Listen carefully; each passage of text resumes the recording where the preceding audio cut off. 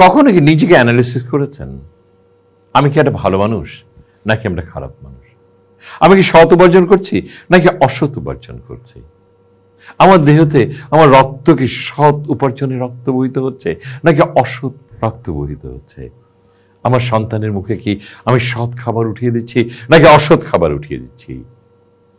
আমি ইফতার করতে বসি, অফুরন্ত ইফতার করতে বসি, মানুষকে ডেকে আনি, আমার ইফতারগুলো কি আমার সৎ উপার্জনে কেনা? একবার নিজেকে প্রশ্ন করুন, একবার নিজেকে প্রশ্ন করুন এবং বলুন, একবার যখন ভাববেন অসৎ উপায়ে অর্জিত খাবারে আমি আজকে ইফতার করছি, শান্তিটা কোথায় যাবে? শান্তিটা দূরে চলে যাবে। আপনি নামাজে যাচ্ছেন, মাথায় টুপি, হাতে জায়নামাজ, কিন্তু মসজিদে দান করে আসলেন, সেটাও কিন্তু অপকর্মের আয়।